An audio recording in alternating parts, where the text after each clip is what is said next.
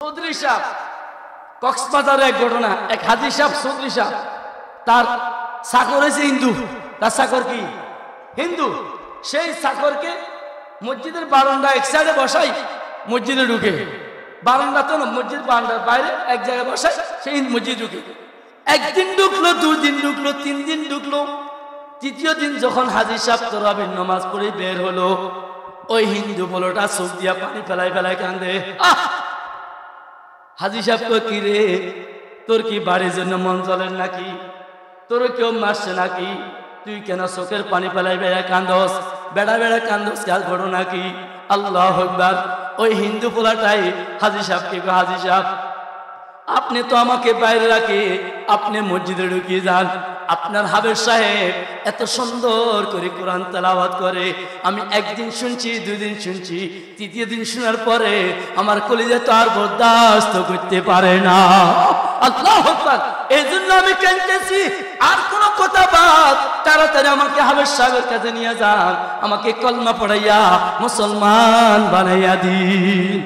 ও আমার যুবকরা, এই কোরআন মজিদটা কার কালাম? কার কালাম? আমার দোস্ত, আপনি যদি এই পর্দার ওই সাইডে বসিয়া বসিয়া লালপুর সুলতানের কাসেম সাহেবের কথা বলেন, কাসেম সাহেব গতকাল ওয়াজ করে গেছেন, এমনই এমনই ওয়াজ করে গেছেন, আপনার কথাগুলো আমি এই সাইডে বসিয়া বসিয়া শুনি, তাহলে আমি শোনার পরে আমার কাছে আনন্দ লাগবে না খারাপ লাগবে? কথা বলেন না, ভালো লাগবে না খারাপ লাগবে? ভালো লাগবে। কোরআনটা কার কালাম? আল্লাহর কালাম। ও আমার যুবক ভাইরা, সেই রব্বুল আলামিনের কালাম যদি আমি তেলাওয়াত করি, আমার আল্লাহর কাছে এই তেলাওয়াতটা ভালো লাগবে না খারাপ লাগবে? কেমন ভালো লাগবে? যার চাইতে আর ভালো হইতে পারে না। ও আমার যুবক ভাইরা, এই জন্য রমজান মাস আসতেছে, এখন সুযোগ কোরআনকে হাতে ধরবো, কোরআনকে মুখে চুমু খাবো, কোরআনকে বুকের সাথে জড়াবো, কোরআনকে চুমু খাবো।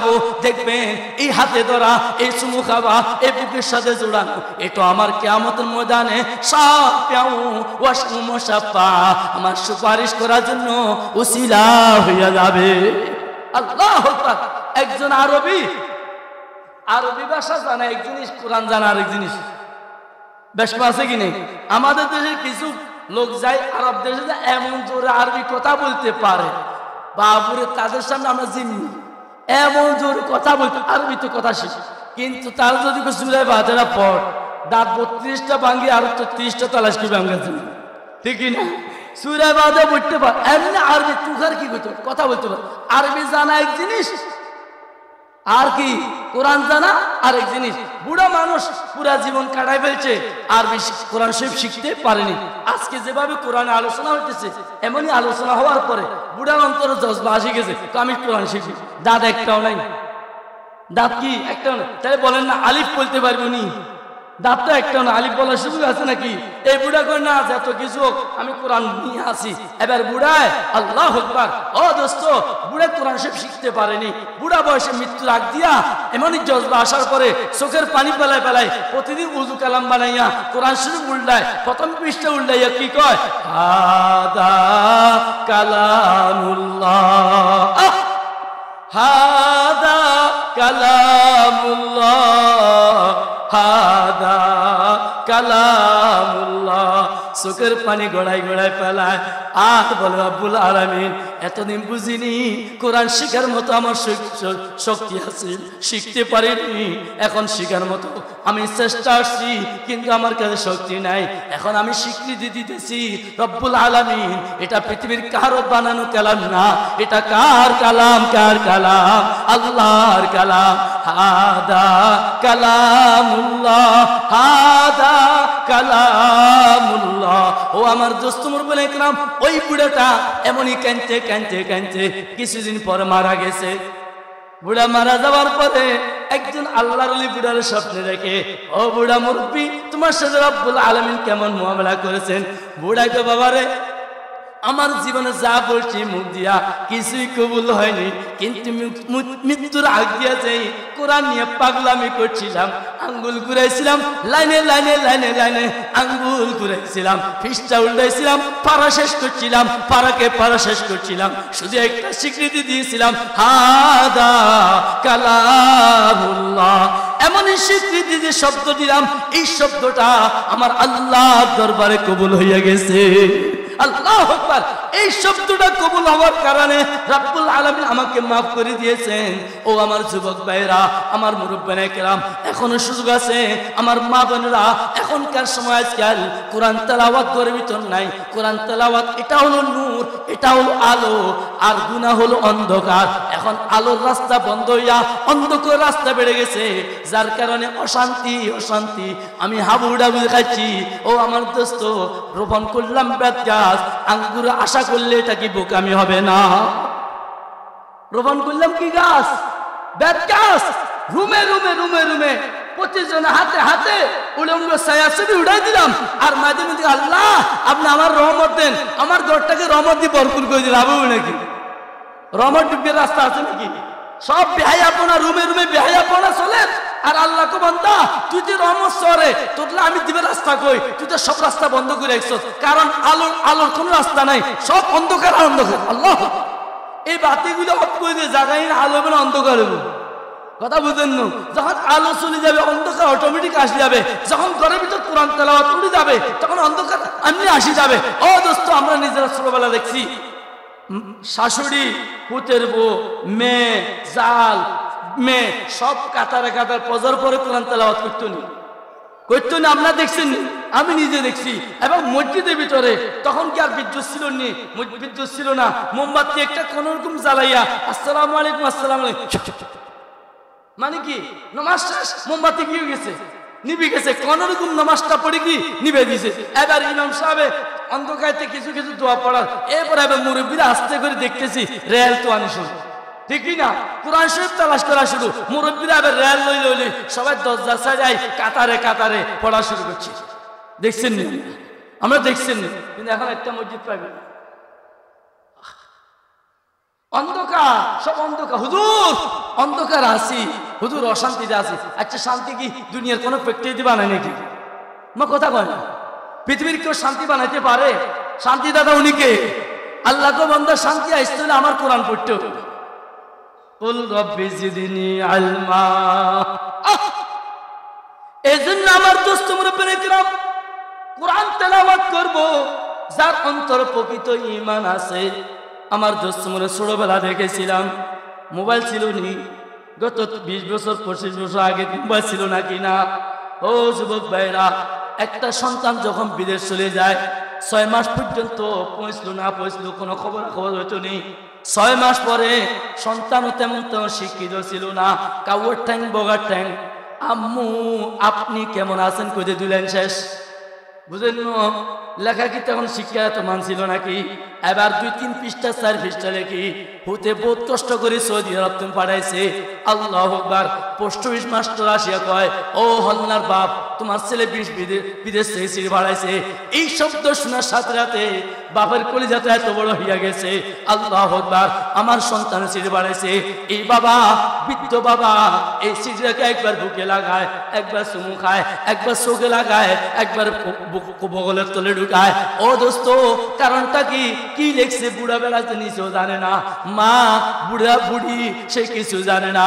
কিন্তু এই যখন সিঁড়িটা উল্টাইছে, উল্টানির সাজাতে মা চোখের পানি বারবার করে পেলানি শুরু করছে, বাবা চোখের পানি বারবার করে পেলানি শুরু করছে। আর বাকি জোয়ান পোলারা কয়, কি মা তুমি কান্দো কেন? কান্দো কেন? মায়কো বাবা রে, তোরা বুঝতিনি, আমি মা হয়েছে, আমি বুঝতেছি। আমার এই সন্তানকে এই সিটির ভিতরে দেখা যায়। আল্লাহু আকবার।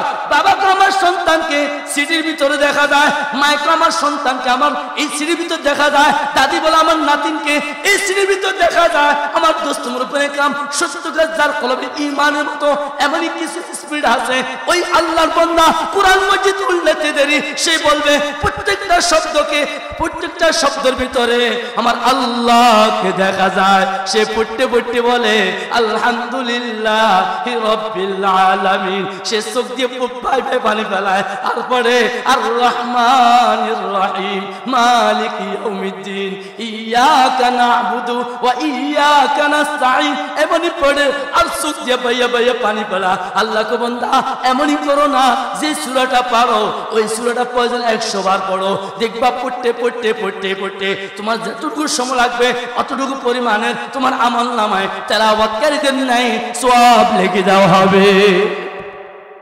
সূরা ইখলাস 1000 বার পড়ি সমস্যা আছে?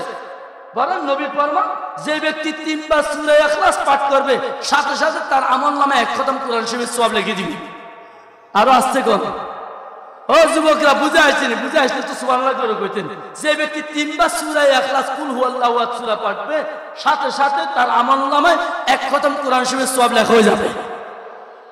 বুঝতে পারছেন? 2 নম্বর নবী ফরমান যে ব্যক্তি 10 বার সূরা ইখলাস পাঠ করবে সাথে সাথে জান্নাতের ভিতরে তার জন্য একটা ঘর তৈরি হয়ে যাবে। সুবহানাল্লাহ। দুনিয়ার ঘর আমি কাজ করছি আজকে 5 বছর আগে, এখন অসম্পূর্ণ, এখন কি অসম্পূর্ণ। মানুষ 10 বছর 20 বছর ঘর নিজের ঘর শেষ করতে পারে না। আল্লাহ নবীকে আমার উম্মত 3টা মিনিট, আমাদের জন্য 1.5 মিনিট লাগে, আমার মুরব্বীদের জন্য 3 মিনিট সময় লাগবে। আমার উম্মত তুমি 3টা মিনিটে জান্নাতের ভিতরে ঘর তৈরি করে ঘুমাও। আল্লাহু আকবার। ঘুমাবার আগে 10 বার সূরা ইখলাস, কয়বার? 10 বার। কিনলে 10 বার আগে পড়ে ঘুমাবো, কারণ ঘুম এটা মৃত্যুর ভাই। ঘুম এটা কার ভাই? মৃত্যুর ভাই। এই ঘুম থেকে উঠতে পারলে আমার জন্য আগামীকাল, না উঠতে পারলে পরকাল। বলেন না, উঠতে পারলে আগামীকাল, না উঠতে পারলে পরকাল। তাহলে আমি ঘুম যাওয়া মানে মৃত্যুর জন্য তৈরি হয়ে যাবো, ঠিক না? আল্লাহ নবী ফরমান তুমি যদি ঘুমাবার আগে দি এই 10 বার সূরা ইখলাস পাঠ করে ঘুমাও, তোমার জন্য জান্নাত রেডি থাকবে। তুমি ঘুমের ভিতরে মৃত্যুবরণ করলেও কোনো সমস্যা নাই, তোমার রুহটা জান্নাতে চলে যাবে। সুবহানাল্লাহ। কারা কারা পারবো আজকে থেকে 10 বার সূরা ইখলাস পড়ে ঘুমাইতে? আল্লাহ আমাদের সবাইকে তৌফিক দান করে। এই একটা আমল দিন পারবো না ইনশাআল্লাহ। তাই রমজান মাসে যদি কোরআন শরীফ তেলাওয়াত করতে না পারি এই সূরাগুলো 1000 বার পড়বো, 100 বার পড়বো। 100 বার পড়লে সূরা ইখলাস 10টা জান্নাতের ভিতর ঘর তৈরি হয়ে যাবে। সুবহানাল্লাহ। 200 বার পড়লে 20টা, এইভাবে 1000 বার পড়লে 100টা ঘর জান্নাতে ঘর তৈরি হবে। তাহলে আমি 1000 বার সূরা ইখলাস পড়তে আমার 2 ঘন্টা সময় লাগবে। একজন হাফেজ কোরআন 2 ঘন্টা পর্যন্ত 10 পারা কোরআন তেলাওয়াত করবে। আমি বেশি পারি না, আমি শুধু সূরা ইখলাস 2 ঘন্টা পর্যন্ত তেলাওয়াত করলাম। মুফাসসিরিন কিরাম আল্লামা আলুসি রাহমাতুল্লাহ আলাইহি তাফসীর রুহুল মানজুরে লিখতেছেন যে হাফেজ কোরআন 10 পারা পড়ে যে সওয়াব, তুমি 1000 বার সূরা ইখলাস পড়ে ওই সওয়াব। সুবহানাল্লাহ। তাহলে যুবকরা আজকে থেকে বলবো না কোরআন পারি না, বলবো নাকি? না, আমরা কোরআন পারি, আমরা কোরআন পারি, চেষ্টা করবো তো ইনশাআল্লাহ। কোরআন যেহেতু রমজান মাসে নাযিল হয়েছে তাহলে কোরআনের সবকিছু হবে আমার রমজান মাসে। কথা বুঝে আসে? সিজনওয়ারি ফল, আম, জাম, কাঁঠাল, ডাক্তাররা কাছে যে সিজনে যে ফল আসবে ওই সিজনে ওই ফলটা ভালো করে খান। কিনলে খাওয়ার দ্বারা আপনার শরীরের ভিতর সিজনওয়ারি কিছু রোগ বিয়াদি আসে, ওই রোগ বিয়াদিগুলো কেটে যায়। ও দোস্ত মুরব্বানে একরাম, রমজান মাসে নাযিল হয়েছে কোরআন। এই কোরআন মজিদ সিজনওয়ারি মুসলমানের ইমানদারের ফলের নাম কি? কোরআন। রমজান মাসে, এই রমজান মাসে আমি যত বেশি কোরআন তেলাওয়াত করবো তত আমার মিজানে পাল্লা ভারী হবে কিনা? মিজানে পাল্লা ভারী হবে তো। এই জন্য আমরা চেষ্টা করবো তো ইনশাআল্লাহ কোরআন তেলাওয়াত করার জন্য। কারা কারা? আল্লাহ আমাদের সবাইকে তৌফিক দান করেন। আল্লাহ পাক রব্বুল ইজ্জত কুল রব্বি জিদনি ইলমা। আমার দোস্ত মুরব্বিনে কেরাম, আমি আলেম হইতে পারিনি। আল্লাহর হাবিব জনাবে রাসূলুল্লাহ সাল্লাল্লাহু আলাইহি ওয়াসাল্লাম ফরমান, ও আমার উম্মত তুমি আলেম হইতে পারোনি, তুমি আলেমের বাবা হও। তুমি আলেমের একজন কি হও? বাবা হও। তোমার সন্তান 6 জন, 6 জন সবগুলাকে তুমি আল্লাহর কোরআনের জন্য বরাদ্দ করিয়া দাও। ও আমার দোস্ত মুরব্বিনে কেরাম, এই সন্তানগুলি কিয়ামতের ময়দানে আমাকে বাতি 100 সামনে বাড়াবে না। ও চাচারা বাতিজাদেরকে ধরে ধরে মাদ্রাসায় পৌঁছাইয়া দিব, কোরআন শিক্ষা দিব। ও দাদারা নাতিদেরকে ধরে ধরে মাদ্রাসায় পৌঁছাই দিব। ও নানারা আমার নাতিদেরকে ধরে ধরে মাদ্রাসায় পৌঁছাই দিব। লাভটা কি জানেননি? যে নাতিকে আপনি আঙ্গুল ধরে ধরে হালিমা সাদিয়া পৌঁছাই দিলেন, লালপুর সুলতানিয়া মাদ্রাসায় পৌঁছাই দিলেন। ও আমার মুরব্বিনে কেরাম, এই পৌঁছাই দেওয়াটা বিফল যাবে না, ব্যর্থ হবে না কিয়ামতের ময়দানে। এই সন্তানকে যখন হাফেজ কোরআনের কারণে রব্বুল আলামিন বলবেন তুমি যাও জান্নাতে যাও, সে বলবে রব্বুল আলামিন আমি যাব না। কেন যাবে না? কিয়ামতের ময়দান থেকে মানুষ জান্নাতে যাওয়ার জন্য অস্থির, তুমি কেন যাবে না? রব্বুল আলামিন আমি ছোটবেলা দেখেছি আমার চাচা, আমার দাদা আমার আঙ্গুল ধরে ধরে আমাকে হেফজখানায় পৌঁছায় দিয়েছেন। কওমি মাদ্রাসায় লালপুর সুলতানি মাদ্রাসায় পৌঁছায় দিয়েছেন, কোরআন পড়ার জন্য পৌঁছায় দিয়েছেন। আয় আল্লাহ, ওই চাচাকে ওই দাদাকে আমি চাই। রব্বুল আলামিন বলবেন, হে হাফেজ কোরআন, তোমার চাচা তোমার দাদা কত আগে জাহান্নামে চলে গেছে, তুমি এখন তালাশ করে লাভটা কি হবে? রব্বুল আলামিন আপনি যাই বলেন না বলেন, আমার দাদা আমার চাচাকে হাজির করা ব্যতীত আমি 100টাও সামনে বাড়াবো না। আল্লাহু আকবার। আল্লাহ পাক রব্বুল ইজ্জত ওই হাফেজে কোরআন নাম নিবে, হে ফেরেশতা তাড়াতাড়ি আমার হাফেজের নাম লো, তার দাদার নাম লো, তার চাচার নাম লো। এবার নাম লইয়া ফেরেশতা পড়াবে, জাহান্নামের পাশে আওয়াজ দিতে বলবে, যে আওয়াজ দিবে সে জাহান্নাম থেকে উঠে আসবে চাচা আর দাদা। কে? চাচা আর দাদা। উঠবে মূলত কয়লা দুইটা। কি উঠবে? কইলা। আল্লাহ পাক রব্বুল ইজ্জত হাফেজে কোরআনকে বলবে, ও বান্দা, এটা তোমার চাচা, এটা তোমার দাদা। হাফেজে কোরআন বলে, রব্বুল আলামিন আমি দুনিয়ার কোনো কইলা চাইনি, আমি হুবহু আমার দাদাকে যেমন দেখেছি, হুবহু আমার চাচাকে যেমন দুনিয়াতে দেখেছি, এমনই ভাবে আমি চাই। রব্বুল আলামিন সাজাতে ফেরেশতাকে নির্দেশ দিবেন, হে ফেরেশতা, দুটা কইলাকে বাহারে হায়াত নামক একটা নদী থাকবে, সেই নদীতে সার দিতে বলবেন। আমার দোস্ত মুরব্বিনে কেরাম, ওই নদীতে দুটা কইলা সারি দেওয়া হবে। স্কুলে কুলা ছেড়ে দেওয়ার পরে ওই নদী থেকে উঠার সময় হুবহু হাফেজে কোরআনের দাদা হাফেজে কোরআন চাচা হয়ে উঠে আসবে। আল্লাহু আকবার। যখন দেখবে দুজনকে এবার বলবে, রব্বুল আলামিন দুইটা চেয়ার দেন। খাইছে কত বড় পাওয়া রব্বুল আলামিন। কেন? আমার এই দুজনকে বসাইতে, তুমি না বলছো এই দুজন তুমি পাইলে জান্নাতে চলে যাবা। রব্বুল আলামিন শেষ নয়, শেষ নয়, আমার মসজিদের সভাপতি, আমার মাদ্রাসার সভাপতি, আমার সাহায্যকার, আমাকে মাঝে মাঝে সাহায্য করার জন্য সহায়তা করেছেন, এমন অমুক অমুক অমুক অমুক, আমার বাবা আমার দাদা অমুক সমুক, এমনই সুপারিশ করতে করতে একজন হাফেজ কোরআন জাহান্নাম থেকে সুপারিশ করিয়া 10 জনকে উঠাইয়া সাথে করিয়া জান্নাতে প্রবেশ করবে। ও আমার চাচারা, আমি কি এমন সুপারিশ পাওয়ার কি উপযোগী হইতে পারি না? ও দাদারা, আমি কি নানার নাতির উসিলে পার হইতে পারি না নাকি? ও নানারা, ও গার্জিয়ানরা, ও সভাপতিরা, ও সেক্রেটারিরা, আমি কি এমনই কি গার্জিয়ান হইতে পারি না নাকি? আপনাদের পেরি লাল সুলতানিয়া মাদ্রাসা যাই খবর নেন, হেফজখানায় এখনো কতগুলা ছাত্র আছে, ফেনী শহরের ব্যবসায়ীরা পূর্ণ টাকা দিয়া পড়ায়। লাল সুলতানিয়ায় এক হাজী সাহেব গত রমজান আগে রমজানে একজনকে ডাইরেক্ট হাফেজে কোরআন বানাইয়া সুন্দরকে পাগড়ি পড়াই দিয়েছেন। ও আমার দোস্ত মুরব্বিনে কেরাম, এখনো কয়েকজন পড়াপড়ি করতেছেন, তার ছেলে সন্তানকে হাফেজ বানাইতে পারেনি। ছেলেরা বড় কুড়িপতি, হুজুর আমার করণীয় কি? আমি বললাম, আমার এখানে অসহায় গরিব হাফেজ সন্তান কতগুলো আছে, সন্তান আছে, তাদের গার্জিয়ান আপনি হইয়া যান, তাদের জিম্মাদারি আপনি নিয়ে আনেন। আল্লাহু আকবার।